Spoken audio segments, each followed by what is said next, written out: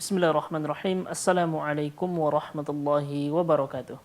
Alhamdulillahi rabbil alamin, hamdan katsiran tayyiban mubarakan fi kama yuhibbu rabbuna wa yarda.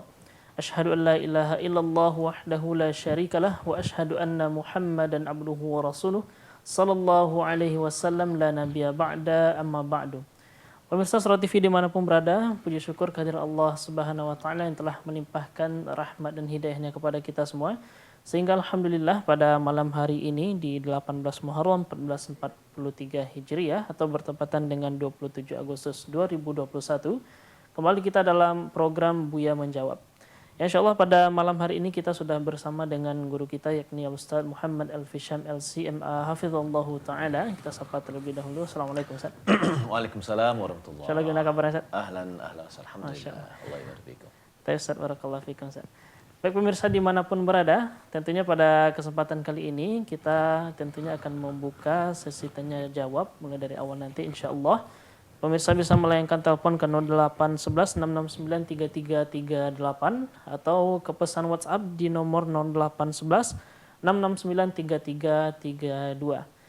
Dan tentunya insya Allah pada kesempatan kali ini sebelum kita masuk ke sesi tanya jawab, insya Allah kita akan dengarkan muqaddimah dari Ustadz kita kepada guru kita. Fatafadhal mashkurah. Baik, bismillahirrahmanirrahim. Assalamualaikum warahmatullahi wabarakatuh. Alhamdulillah rabbil alamin. Wal 'aqibatu lil muttaqin wa la 'udwana illa 'alal zalimin. Asyhadu an la ilaha illallah wahdahu la syarika lah. Asyhadu anna Muhammadan abduhu wa rasuluh.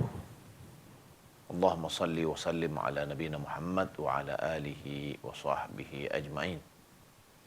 Amma ba'du. Pemirsa Surah TV yang dimuliakan Allah Subhanahu wa taala. Alhamdulillah, segala puji bagi Allah Subhanahu wa taala yang senantiasa mencurahkan nikmat dan karunia-Nya kepada kita. Salawat beserta salam semoga dan anugerah kepada Allah Subhanahu wa taala kepada Nabi kita Muhammad sallallahu alaihi wasallam. Allahumma shalli ala Muhammad wa ala ali Muhammad. Mungkin setiap hari kita melakukan sebuah dosa. Baik dosa yang disengaja atau kita sadari atau tidak kita sadari.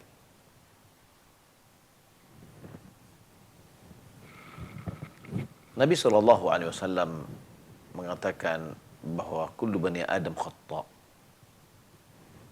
Setiap anak Adam itu memiliki kesalahan, kekeliruan. Wa khairu khatta'ina at-tawwabun. Sebaik-baik yang orang-orang yang memiliki kesalahan itu adalah orang yang bertobat. Maka pada kesempatan ini kita berbicara tentang taubat dan istighfar. Sebelum kita menjawab pertanyaan-pertanyaan. Taubat dan istighfar merupakan di antara pintu-pintu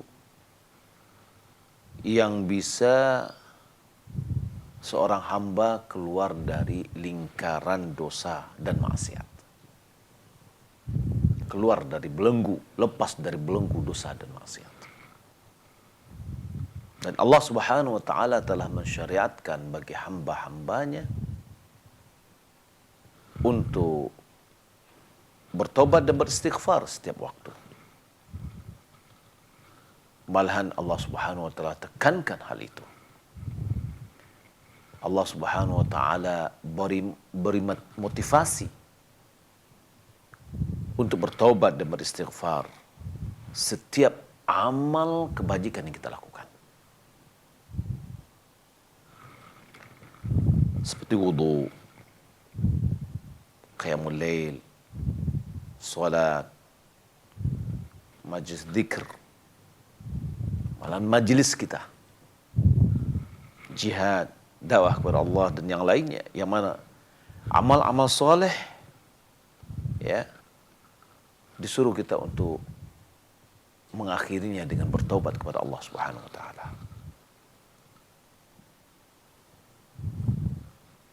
Dan kebutuhan kepada taubat bukanlah merupakan kekhususan seorang tertentu atau orang-orang tertentu. Malahan itu adalah untuk semua hamba yang membutuhkan kepada taubat kepada Allah Subhanahu wa taala dan beristighfar. Para rasul dan para nabi yang mana mereka adalah orang-orang yang maksum, terjaga dari dosa, dan mereka selalu bertobat kepada Allah, beristighfar kepada Allah. Orang-orang mukmin, apalagi orang-orang yang fasik. Allah Subhanahu wa taala sangat gembira dengan kembalinya hamba-hambanya kepada Allah Subhanahu wa taala dan bertobat, berinabah, bertobat dari dosanya.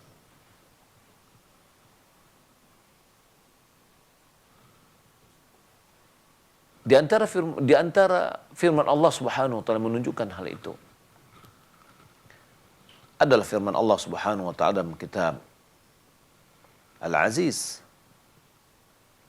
Qul ya ibadiyalladzina asrafu ala anfusihim la taqnatu min rahmatillah.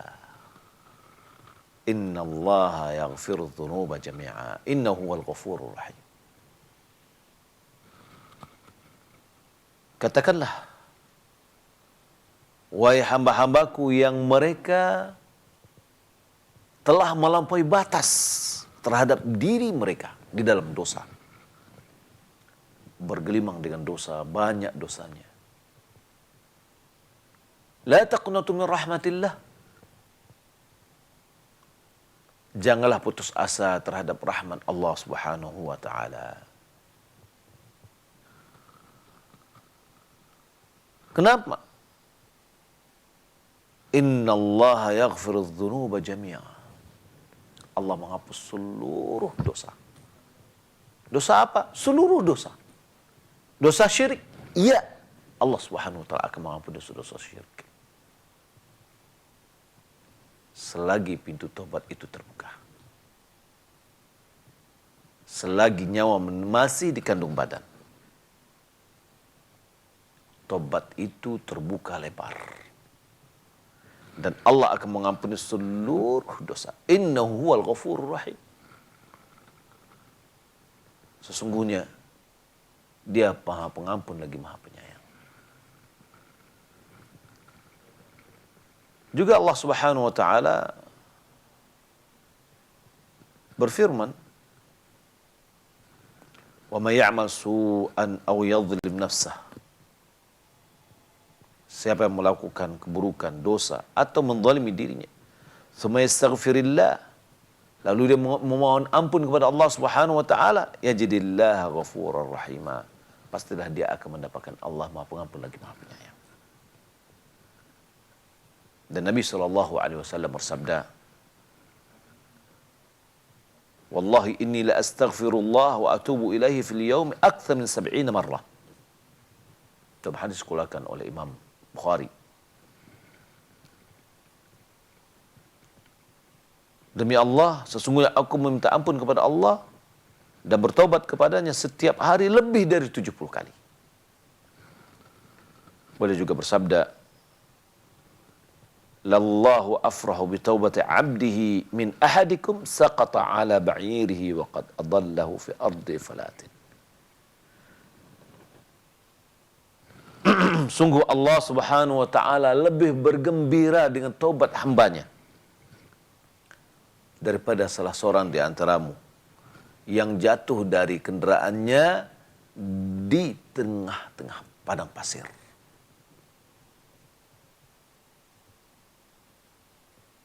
Jatuh di padang pasir, hilang kendaraannya, waqad adallahu fi ardi falat. Ya, sudah tersesat dia di jalan, sudah dia hilang, kendaraannya hilang, ontanya lari. Ya. Kemudian sudah putus harapan, akhirnya dia membaringkan dirinya untuk menunggu maut. Subhanallah. tanpa dia sadari, unta datang. Datang di kepalanya. Ya. Karena saking gembiranya dia. Apa katanya? Allahumma inni rabbuk. Ya Allah, Allahumma anta abdi wa ana rabbuk. Akhta'a li syiddatil farah. Dia katakan, ya Allah, ya, engkau adalah hambaku dan aku adalah Rabbmu. Ya. Keliru ucapannya karena saking gembiranya. Nah, jadi Allah Subhanahu wa taala memerintahkan kepada kita untuk bertaubat, beristighfar. Maka oleh karena itu sering-seringlah kita bertaubat, beristighfar. Nabi SAW dalam riwayat yang lain, bahwasanya dia beristighfar dan bertaubat kepada Allah Subhanahu wa taala 100 kali setiap hari. Rasulullah SAW adalah orang yang diampuni dosanya, dijamin masuk surga, selalu beristighfar. Bagaimana dengan kita yang belum dapat garansi dari Allah Subhanahu wa taala untuk masuk surga? Kita hanya berharap sehingga Allah Subhanahu wa taala bisa memasukkan kita dalam surga.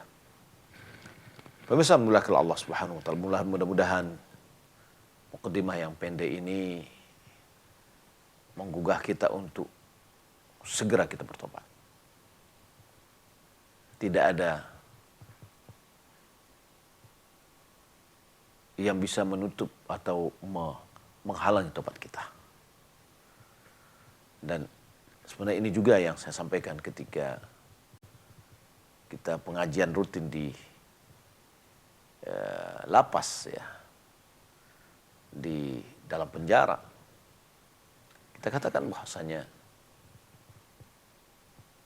semua kita terbuka untuk bertobat kepada Allah Subhanahu wa taala. Orang yang bertato banyak, taubatnya diterima oleh Allah Subhanahu wa taala apabila dia jujur dengan taubatnya. Maka kita adalah segera bertaubat, beristighfar kepada Allah Subhanahu wa taala setiap kita beramal soleh. Kita iringi dengan bertaubat kepada Allah Subhanahu wa taala. Wallahu taala alam. Baik, kita akan angkat penelpon pertama pada malam hari ini. Silahkan, dengan siapa dan di mana?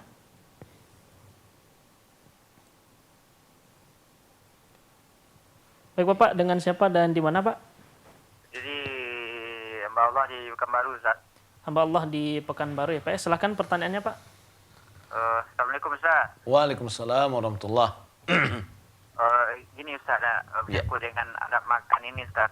Apa? Ini yang adab makan Ustaz. Ya. Adab makan, ya. Ya. Ini seringkali masih kita belum tahu Ustaz. Sebagaimana menjelaskan bahwasannya kalau kita makan kan pakai tangan kanan, minum pakai tangan kanan. Terus ketika kita mengambil lauk gitu Ustaz, lauk yang kita inginkan itu apakah pakai tangan kanan juga atau apa gitu? Atau gimana Ustaz? Kalau pakai tangan kanan kan kadang-kadang ada sisa nasi yang jatuh ke makanan kita Ustaz. Ya. Itu Ustaz. Itu yang keduanya Ustaznya berkaitan dengan khurafat sebagian dari masyarakat gitu Ustaz. Khurafat. Bahwasanya apabila mereka menabrak kucing gitu kan. Ya. Maksudnya dia harus membungkus ini segala macam. Dan sebagai masyarakat itu mengatakan karena kucing ini adalah menentang kesayangan Nabi gitu Ustaz. Ya. Apakah ini betul Ustaz, kucing ini menentang kesayangan Nabi Ustaz? Ya. Itu saja Ustaz. Assalamualaikum warahmatullahi wabarakatuh. Waalaikumsalam warahmatullahi wabarakatuh. Yang pertama tentu tentang adab makan, ya. Idza akala ahadukum falyakul bi yaminihi wa idza shariba falyashrab bi yaminihi. Fa inna syaitan ya'kul bi shimalihi fa yashrabu bi shimalihi wa yashrabu bi shimalihi. Apabila salah seorang di antara makan, makanlah dengan tangan kanan, minumlah dengan tangan kanan, karena syaitan makan dengan tangan kiri dan minum dengan tangan kiri. Kemudian permasalahan misalkan kita mengambil makanan. Apakah kita mengambil tangan kiri atau kita mengambil tangan kanan? Kita mengambil kerupuk, apakah dengan tangan kiri ambil atau dengan tangan kanan? Nah, gitu ya. Taib. Kita ambil hadis Nabi SAW yang bersifat umum, di mana Nabi mengatakan, Aisyah radhiyallahu taala anha dia mengatakan, kana ya'jibuhu tayammunu fi kulli syai, fi tana'ulihi wa tarjulihi wa tuhurihi wa fi sya'ni kulli. Sesungguhnya Nabi SAW sangat menyukai mendulukan yang kanan dalam seluruh sesuatu. Di dalam dia pakai sandal, yang kanan dulu. Di dalam dia menyisir rambut, bagian kanan dulu. Ketika dia bersuci, bagian kanan dulu. Wa fi sya'nih kullih, dalam keadaan dalam seluruh urusan. Maka berarti ulama mengatakan untuk yang dipisahkan antara kanan dan kiri itu, yang kanan adalah hal-hal yang baik. Kita bersalam, kita memberi, kita mengambil dengan tangan kanan. Ambil makanan dengan tangan kanan. Ya. Memanggil orang dengan tangan kanan. Ya. Jadi hal-hal yang baik itu ada dengan tangan kanan. Namun dalam hal-hal yang bersih-bersihan, itu adalah dengan tangan kiri. Maka kalau seandainya kita berwudu, kita masukkan dengan tangan kanan kita, ya, kemudian menghidupkan ke hidung, kemudian membersihkannya dengan tangan kiri, karena kita dalam rangka membersihkan. Kemudian yang kedua tentang masalah khurafat, tentang kucing. Kita di Surau TV dalam program Kata Orang itu pernah sudah kita angkat. Bahwa itu adalah khurafat. Yakni kucing ketabrak harus berhenti, harus singletnya harus dijadikan sebagai kain kapannya. Tapi kalau anjing yang ketabrak, ya, dia tinggal lari. Taib. Nabi SAW pernah mengatakan bahwa ada seorang perempuan masuk ke dalam api neraka disebabkan oleh kucing. Ya, karena dia mengurung kucing, ya, mengurung kucing, dia tidak tinggalkan dia makan dari binatang-binatang yang ada, dan tidak juga dia kasih minum. Akhirnya mati. Dan Nabi juga mengatakan bahwasanya ada dari orang Bani Israel, dia masuk ke dalam surga disebabkan dia memberi minum anjing. Ya. Nah, berarti di sini adalah semua hewan adalah kita sayangi. Ya. Kita sayangi, tidak boleh kita zalimi. Ya, tidak boleh kita zalimi. Adapun bahwasanya hewan kucing adalah kesayangan Nabi, begitu ibaratnya. Akan tapi apakah ada, kalau seandainya itu adalah disayang Nabi, apakah ada hubungannya langsung dengan khurafat ini? Ya, itu ada sebagian dari keyakinan orang, khurafat dari khurafat itu. Ya, kucing tidak akan membawa musibah. Ya, tapi akan membawa musibah kita itu adalah sunnah-sunnah Rasulullah yang tidak dijalankan. Perintah-perintah Rasulullah yang dilarang, itu yang akan membawa musibah kita. Ya. Nah, jadi pemirsa mendahului Allah Subhanahu wa taala, kalau kita lihat ada orang yang tidak meyakini hal itu, ketika dia menabrak kucing, dia pergi, tidak ada masalah kok. Nggak ada masalah. Nah, tentu hal-hal yang seperti ini, baik itu kucing atau anjing, kalau seandainya ketabrak, hendaklah kita bertanggung jawab untuk menguburkannya kalau dia mati. Kenapa? Yang pertama, akan mengganggu orang yang ada di sekitar. Kalau dibiarkan dia akan membusuk, ya, mengganggu juga tetangga semuanya. Wallahu ta'ala alam. Baik, barakallahu fikum Ustaz atas jawabannya. Tentu kita kembali mengajak pemirsa dirahmati Allah SWT dimanapun berada untuk berpartisipasi dalam program kita kali ini dengan menelpon ke 0811 669 3338 atau pesan WhatsApp di 0811 669 3332. Baik, insya Allah kita angkat penelpon kedua malam hari ini. Silahkan, dengan siapa dan di mana?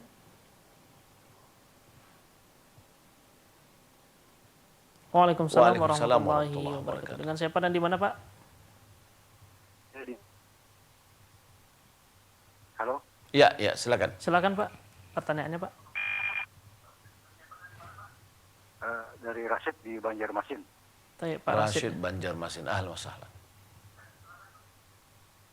Begini Ustaz ya, ini ya. Ya, silakan. Ada pernyataan Ustaz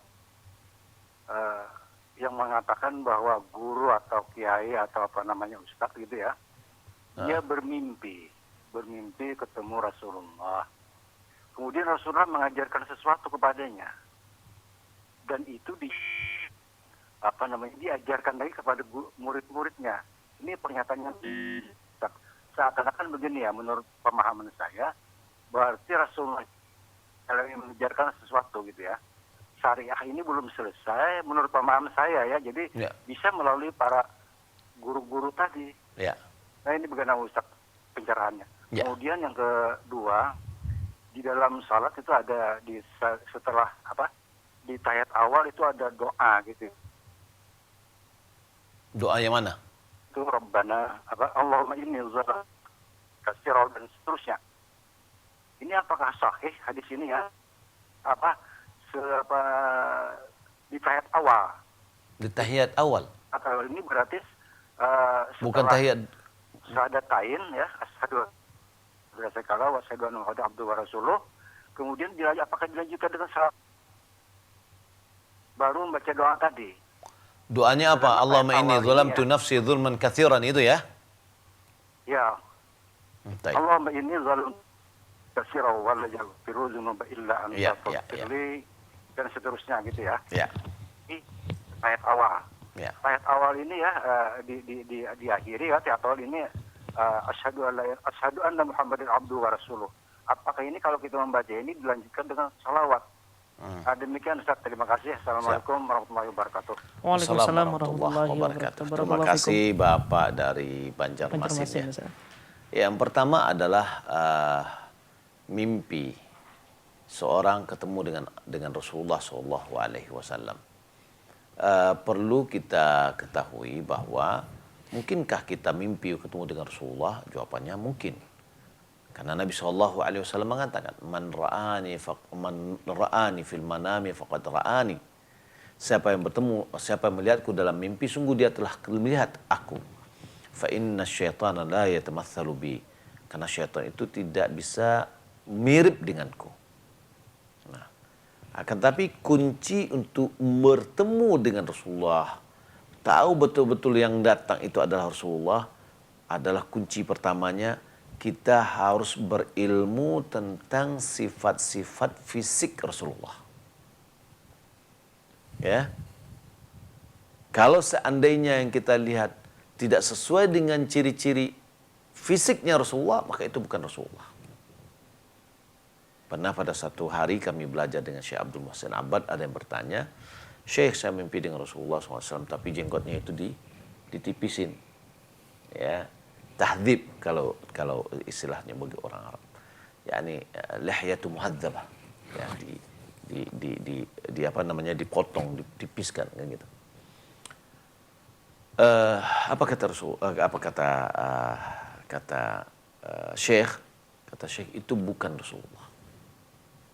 Kenapa? Karena tidak sesuai dengan kriteria.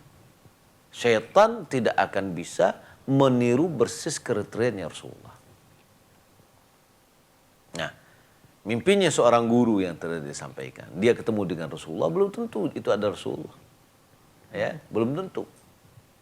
Nah, itu yang pertama. Yang kedua, kalau seandainya memang dia ketemu dengan Rasulullah, ya, lalu dia pesankan. Apakah pesan ini bertentangan dengan syariat atau ada syariat baru yang disampaikan? Ya. Kalau seandainya itu adalah hanya syariat yang lama disampaikan, ini tidak ada gunanya. Yang ada aja kita jalankan. Tapi kalau seandainya syariat baru, ada syariat baru, ritual ibadah baru, maka tentu ini adalah tidak benar. Kenapa? Karena Allah telah menyempurnakan agama ini. Imam Malik dia mengatakan, "Man ibtada'a fil Islami bid'atan yarahu hasanatan faqad za'ama anna Muhammadan khana risalah." Siapa yang membuat suatu bid'ah di agama ini, lalu dia anggap itu adalah baik, sungguh dia telah mendakwakan bahwasanya Nabi Muhammad mengkhianati risalah.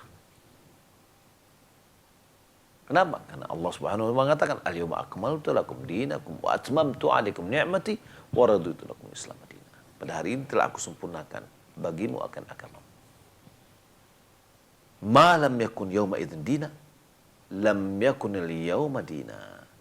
Apapun yang pada saat diturunkannya ayat ini tidak terjadi, tidak bagian dari agama, maka sampai sekarang pun tidak akan menjadi bagian dari agama. Ya. Jadi banyak orang kadang-kadang, ya, apakah dinamakan dulu penjaga kuburan Rasulullah, ya, kemudian dia mimpi ketemu dengan Rasulullah, diwasiatkan bla bla bla bla bla, lalu harus disampaikan ke 10 orang, kalau tidak, ya, akan mendapatkan celaka. Si fulan sudah meninggal, si fulan meninggal. Ya, apa buahnya orang meninggal dengan ini, kan gitu. Dikait-kaitkan. Ya.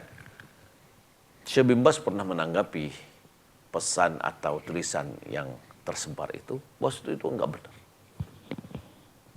Ya, ini yang pertama. Yang kedua apa tadi pertanyaan? Yang kedua terkait dengan bacaan setelah tahiyat awal. Bacaan setelah tahiyat awal. Bacaan tahiyat awal itu adalah sampai asyhadu an la ilaha illallah wa asyhadu anna muhammadar rasulullah. Terjadi perbedaan pandang ulama, apakah dikaitkan dengan salawat atau tidak dikaitkan. Asy-Syaukani dia cenderung kepada diikutsertakan dengan salawat. Tapi pilihlah salawat yang pendek. Sebenarnya dalam salawat yang panjang, salawat Ibrahimiyah itu, ukuran terpentingnya adalah Allahumma shalli ala Muhammad wa ala ali Muhammad. Itu ukuran yang terpenting. Ya. Kama shallaita ala Ibrahim wa ala ali Ibrahim dan seterusnya, itu adalah sunat. Kalau seandainya kita setelah bersyahadat lalu kita bersolat Allahumma shalli ala Muhammad wa ala ali Muhammad, langsung kita berdiri dan itu sudah terpenuhi dan keluar dari perbedaan. Adapun bacaan Allahumma inni zalamtu nafsi dzulman katsiran fa innahu la yaghfiru dzulma illa ant dan seterusnya, sepengetahuan saya ini adalah dibaca ketika kita ingin salam. Setelah kita berta'awudz dari 4 permasalahan, boleh kita tambah doa kita itu dengan doa yang tadi. Ya, bukan pada tahiyat pertama, tapi dia adalah tahiyat kedua setelah menyelesaikan tasyahud dan tahiyat ya. Kemudian membaca doa ta'awudz dari 4 permasalahan, kemudian kita bisa tambahkan dengan doa yang tadi. Wallahu ta'ala alam. Jazakumullah khairan Ustaz atas jawabannya. Insyaallah kita akan masuk ke pertanyaan dari pesan WhatsApp. Pertanyaan pertama dari pesan WhatsApp dari Elvi Solvia di Lubuk Alung, Ustaz. Pertanyaan Ustaz, Assalamualaikum warahmatullahi wabarakatuh, Ustaz. Pertanyaan Ana, tentu tidak ada kan Ustaz orang yang tidak berbuat dosa. Kenapa ya Ustaz awalnya kita melakukan dosa itu serasa mudah dan ringan. Namun sesudah itu tiba-tiba timbul rasa menyesal, rasa tidak bahagia serta kegundahan. Duka cita bahkan bisa sampai stres dan depresi karena memikirkan hal yang telah dilakukan yang berbuat dosa itu Ustaz. Apakah orang yang seperti itu masih termasuk orang yang beriman, Ustaz? Itu ada menunjukkan bahwa orang itu beriman. Kita gundah gulana setelah melakukan sebuah maksiat, itu menandakan ada keimanan pada diri kita. Ya, itu menandakan keimanan. Tidak usah kita depresi. Sudah kita ikuti alurnya. Apa ikuti alurnya? Adalah kita bertobat kepada Allah, beristighfar terus. Jangan kita sesali. Kenapa saya begitu? Kenapa saya begini? Itu namanya menyesali. Ya, ini adalah takdir, sudah terjadi, kita tidak membebankan atau tidak menyandarkan kesalahan kita dengan takdir. Tidak. Tapi kita tahu ini ada kesalahan kita. Lalu kalau itu kesalahan kita, kita beristighfar terus, beristighfar terus. Bagaimana cara melupakan maksiat itu? Ya sudah, kalau misalkan teringat, kita beristighfar. Gitu ya. Jangan jadikan kita depresi. Ya, bersedih, akhirnya apa? Enggak beristighfar, enggak bisa apa-apa. Bukankah Nabi SAW mengatakan, Ittaqillah haithuma kunt, wa atbi sayyi'atal hasanata tamhuha, wa khaliqin nas bi khuluqin hasanin. Bertakwalah kepada Allah dimanapun juga Anda berada. Ikutilah keburukan itu dengan kebaikan yang akan bisa menghapusnya. Artinya, ketika seorang melakukan sebuah dosa, hendaklah dia punya semangat untuk melakukan ibadah-ibadah yang banyak dalam rangka menghapus dosa-dosa yang telah dia lakukan. Ya. Nah, di sini mana dalil yang mengatakan bahwasannya dia itu adalah tanda keimanan? Adalah firman Allah Subhanahu wa taala Al-Hujurat. Ya. Setelah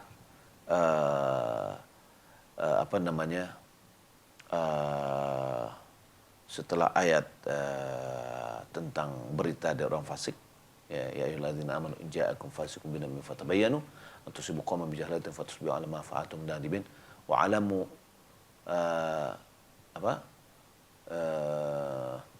ya saya lupa nih, anna fikum Rasulullah wa 'alamu anna fikum Rasulullah. Ya, ya kita lihat, jangan karang-karang. Baik. Allah Subhanahu wa taala mengatakan, ya, wa'lamu anna fikum Rasulullah law yuti'ukum fi katsirin minal amri la'anittum. Ketahuilah bahwasanya sesungguhnya di tengah-tengah kalian ada Rasulullah. Kalau seandainya Rasulullah mengikuti kalian pada kebanyakan urusan yang kalian inginkan, kalian akan capek. Ya, walakin Allah habbaba ilaikumul iman wa zayyanahu fi qulubikum. Akan tetapi Allah menjadikan keimanan itu kamu cintai. Allah jadikan keimanan itu sesuatu yang dicintai, wa zayyanahu fi qulubikum, dan Allah hiasi di hati. Wa karraha ilaikumul kufra wal fusuq wal isyan. Allah jadikan rasa kebencian pada dirimu terhadap kekufuran dan kefasikan dan maksiat. Ulaika humur rasyidun. Mereka itu adalah orang-orang yang mendapat petunjuk. Jadi adanya rasa gundah gulana pada diri kita ketika kita jatuh ke dalam maksiat, itu menandakan keimanan kita kuat. Ya. Maka orang yang ketika dia berbuat maksiat tidak ada rasa gundah gulananya, perlu dipertanyakan keimanannya. Karena Allah Subhanahu wa taala di situ berarti tidak menjadikan maksiat itu sesuatu yang dibenci. Ya. Nah, maka dalam hal ini kita sampaikan kepada yang bertanya, ya, ketika kita mungkin jatuh dalam maksiat. Jatuh maksiat itu terkadang kan pertama awalnya mungkin nggak ada niat. Tapi kebawa oleh kondisi, terbawa oleh suasana dan seterusnya, atau menolak nggak bisa dan yang lainnya gitu ya. Nah, maka dalam hal ini segera bertobat kepada Allah Subhanahu wa taala. Ya, jangan sama sekali menjadikan itu adalah kita menjadi depresi. Tahu depresi itu apa ujungnya? Ujungnya ke gadui. Ya, kalau depresi itu. Ya, depresi nanti bisa menjadi gila. Naudzubillah min dzalik. Ya, maka oleh karena itu di antara tanda-tanda depresi adalah orang yang udah menu-menu nanti sedih sendiri, nangis sendiri, sudah nangis sendiri nanti ketawa sendiri. Nah, ini berbahaya. Ya, maka oleh karena itu, ya, rasa terngiang-ngiang lagi dosa itu, itu adalah memicu kita untuk banyak beribadah kepada Allah Subhanahu wa taala. Ya, mungkin ini adalah salah satu tanda atau cara Allah Subhanahu wa taala mengingatkan kita untuk selalu dekat kepadanya, bukan semakin menjauh, bukan semakin lemah dalam beribadah, bukan semakin loyo dalam menuntut ilmu, bukan selagi semuanya loyo, enggak. Tapi adalah ini yang harus kita lawan. Ya, harus dengan jihad ini untuk melawannya. Wallahu taala. Masya Allah, barakallahu fikum Ustaz atas jawabannya. Insyaallah kita lanjutkan dengan pertanyaan masih di pertanyaan WhatsApp. Assalamualaikum Ustaz, saya mau bertanya dari hamba Allah di Kota Padang. Apa menurut pandangan Islam bagi seorang praktisi bela diri yang dimana kami terkadang dalam latihan saling berhadapan untuk melatih mental dan teknik Ustaz. Sedangkan saya tahu menyakiti orang lain adalah perbuatan yang buruk, tapi proses latihan memang begitu adanya Ustaz. Dan saya mempelajari bela diri untuk proteksi diri dari hal yang tidak bisa saya bayangkan Ustaz. Mohon nasihat Ustaz, jazakallahu khairan. Ya. Nabi SAW pernah bergulat. Bergulat pasti ada saling menindih gitu ya. Tapi Nabi melarang untuk mengarahkan atau memukul atau mengarahkan wajah. Menampar, memukul wajah, itu dilarang. Ya. Nah, mungkin tubuh tentu beda dengan orang yang sudah berlatih dengan orang yang tidak berlatih, tentu akan berbeda. Dan kemudian ya bisa memakai alat pelindung, dan kemudian juga pukulannya jangan kuat. Ya. Dan kemudian tentu karena ini berhubungan juga dengan hak orang, ya kita harus minta maaf. Ya. Jangan kita sampai menyakiti dia. Jadi kalau seandainya biasanya orang yang sudah kuat ketika dipukul ya dia tidak merasa apa-apa. Tapi ingat jangan wajah. Maka oleh karena itu mungkin waduh, bagaimana enggak wajah? Saya latihannya boxing, ya. Jadi poinnya itu di wajah, ya. Sudah kalau itu tinggalkan, ya. Karena ini ada pertentangan. Jadi Nabi SAW dalam perang juga mengingatkan kepada para sahabat wajah jangan jadi sasaran, ya. Karena yubsyi, yakni menjadikan orang itu jelek. Kalau sudah ya, kena pisau, kena pedang gitu ya. Wow, jelek jadi. Ya. Nah, jadi apalagi misalkan ninju, makanya hal-hal yang seperti itu misalkan nggak boleh main jentik-jentik. Jentik dengan kelereng atau dengan batu ya. Batu kecil tuh begini-ginian. Itu nggak boleh. Dilarang oleh Nabi SAW. Ya. Dan itu bisa membutakan mata. Ya, maka hal-hal ya termasuk juga mungkin main-main main-main lempar-lemparan lidi lah atau apalah. Wallahu a'lam. Baik Ustaz, syukran jazakallahu khairan. Kita ucapkan kepada guru kita yang telah menjawab pertanyaan tadi. Masih dari WhatsApp, sahabat pemirsa dimanapun berada, pemirsa Sura TV dan juga Radio DFM dimanapun berada mendengarkan. Pertanyaan selanjutnya dari Ihsan di Pulau Batam, Bu ya. Mohon nasihatnya Bu ya, saya mendengar bahwa ibadah haji tidak dapat dilakukan di setiap bulan dan hanya bulan tertentu saja yang diperbolehkan haji. Bulan Hijriah apa sajakah yang diperbolehkan untuk melaksanakan haji Bu ya? Mohon nasihatnya Bu ya, jazakumullah khairan. Ya, haji hanya setahun. Nah. Sekali dalam setahun. Umrah kapan saja. Nah. Ya. Haji hanya di bulan haji. Kalau kita mengatakan al-hajju asyhurun ma'lumat, haji itu adalah bulan-bulan tertentu. Maksudnya adalah ihram haji mulai terwujud pada bulan-bulan haji tersebut. Syawal, Dzulqa'dah, Dzulhijjah. Tapi pelaksanaan haji ya adalah mulai dari tanggal 8, 9, 10, 11, 12, 13. Al-Hajju Arafah. Haji itu di Arafah. Nah, syarat wukuf di Arafah yang satu haji adalah tanggal 9 Dzulhijjah. Sekarang adakah orang pergi ke Arafah? Ada. Malahan Arafah itu dijadikan sebagai tempat rekreasi oleh penduduk Mekah. Karena di situ banyak pepohonan ya. Sehingga bisa santai dengan keluarga di bawah pohon-pohon tersebut. Nah, jadi kita tidak bisa mengatakan, oh mereka wukuf.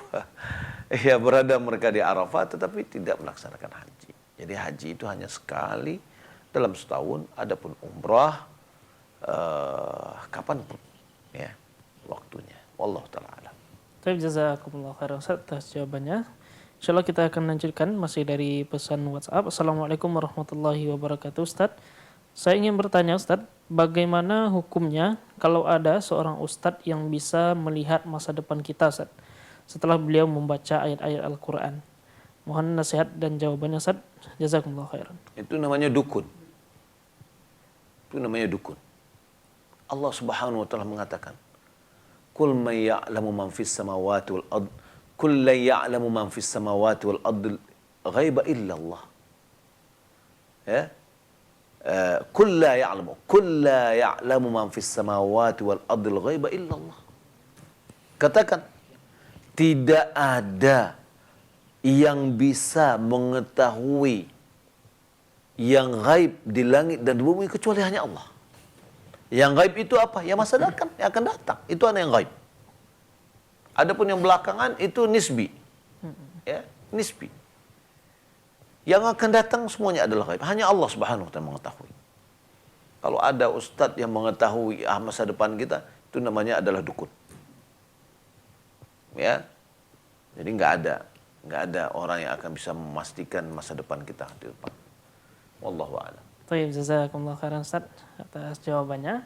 Pemirsa rahmati Allah Subhanahu wa taala, kembali kita mengajak pemirsa dimanapun berada untuk berpartisipasi dalam program kita, baik itu melalui telepon di 0811 669 3338 atau pesan WhatsApp di 0811 669 3332. Insyaallah kita akan angkat penelpon selanjutnya. Silahkan, dengan siapa dan di mana Bapak atau Ibu?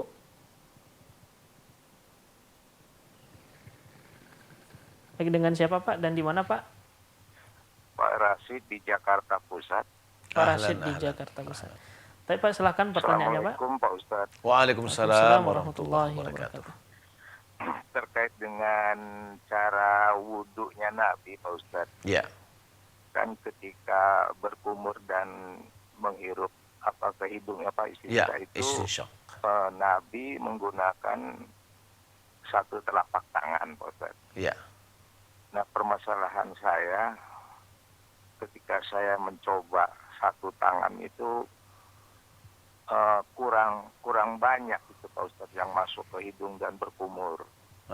Nah bagaimana kalau dua tangan gitu Pak Ustadz, ya mungkin tidak sesuai gitu ya, ataukah seperti apa? Apakah perlu latihan atau seperti apa gitu Pak Ustadz, sehingga bisa mencontoh dengan satu tangan gitu, katanya tangan Nabi itu besar, bagaimana gitu Pak Ustadz. Nah, ini mohon pencerahan dari Pak Ustadz. Terima kasih. Assalamualaikum warahmatullahi wabarakatuh. Waalaikumsalam warahmatullahi wabarakatuh. Terima kasih Pak Rasid Pak Rasid di Jakarta ya? Jakarta Pusat ya, Masya Allah. Iya Pak, pertama perlu latihan. Saya juga seperti Bapak, di awal-awal dahulu karena kita terbiasa mulut dulu, kemudian hidung gitu ya.